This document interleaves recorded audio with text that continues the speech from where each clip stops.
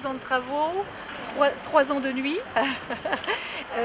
3 ans où il faut respecter les horaires, puisque quand c'est de nuit, ça veut dire qu'à 5 heures du matin, la voie doit être rendue à la circulation, et pourtant pendant cette nuit, on aura changé des aiguillages, on aura renouvelé la voie, on aura modifié des quais.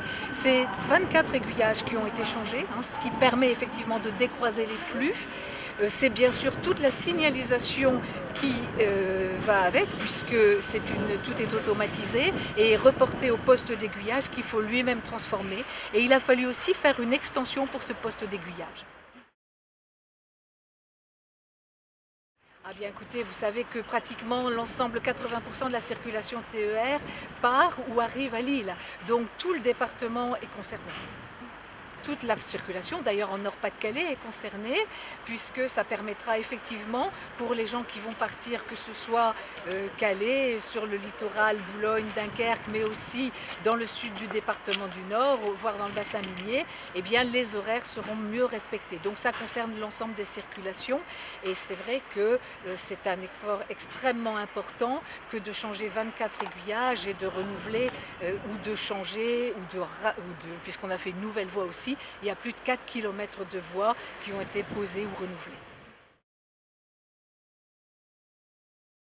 L'enjeu, c'est celui que j'aime. Vous êtes dans la métropole. Cette métropole est chargée de tirer la région vers l'avenir, vers la prospérité. Cette métropole est au cœur d'un cercle de 150 km de rayon, où il y a le plus fort pouvoir d'achat du monde.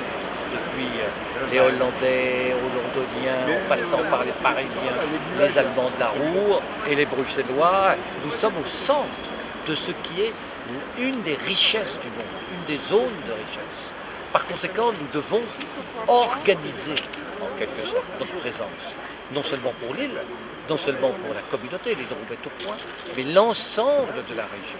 Et pour être sûr que l'ensemble de la région suit sa locomotive, et que sa locomotive est de dimension européenne et roule au rythme européen, il faut faire ces travaux un peu confidentiels, un peu techniques.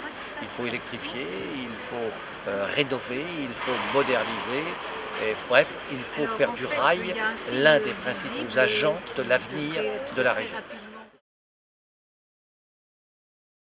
Alors, ce projet, encore une fois, il n'est peut-être pas spectaculaire, M. le Président vous l'avez dit, il faudrait que ce n'est pas avec ces projets-là qu'on peut faire, je dirais, monter sur les tribunes. Enfin, sauf vous, peut-être, M. le Président, vous pourriez le faire, je pense que vous avez effectivement cette capacité-là.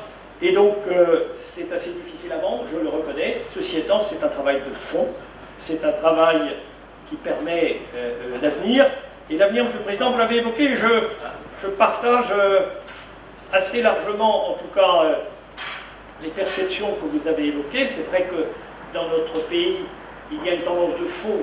On l'avait déjà senti, notamment sur un projet de loi sur lequel j'avais travaillé en 2004, le projet de loi de décentralisation 2004, c'est-à-dire cette montée des métropoles, cette montée des grandes agglomérations. On le voit bien, ce sujet revient. C'est quelque chose qui nous met dans la ligne, évidemment, des grandes capitales européennes, mondiales, et je crois que c'est un mouvement de fond auquel il ne faut pas s'opposer, mais auquel il faut, je dirais, qu'il faut prendre en chemin et, je dirais, le gérer, le mettre en œuvre. Et comme vous le rappeliez tout à l'heure, une grande capitale métropolitaine, une grande capitale régionale, c'est une grande agglomération qui doit tirer, irriguer, embrasser la totalité de la région pour la faire avancer collectivement.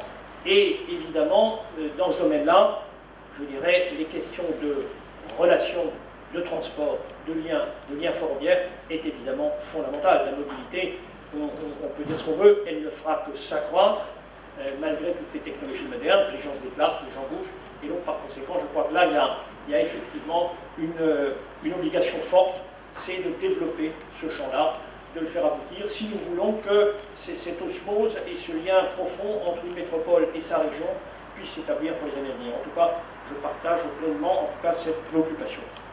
Voilà, je voudrais simplement conclure en saluant le fort engagement de la région dans cette politique ferroviaire. Il faut s'en féliciter. J'avais connu, vous avez cité le président Malvy, j'étais 3 ans à Toulouse, et j'avais négocié avec le président Malvy, notamment les volets ferroviaires, nous en avons beaucoup discuté, et lui aussi était fortement engagé, je crois qu'on peut le dire, et j'ai retrouvé ici la même volonté et le même engagement dans ce domaine-là. Enfin, je voudrais, pour terminer, saluer et féliciter évidemment l'entreprise RFF qui a été porteuse des travaux, et puis l'ensemble des entreprises qui ont travaillé, des cadres, des ingénieurs, des techniciens, des agents ferroviaires qui ont travaillé pour cette réalisation qui va incontestablement nous apporter un plus et nous permettre là aussi d'avancer vers peut-être d'autres extensions. Merci beaucoup d'avoir été là.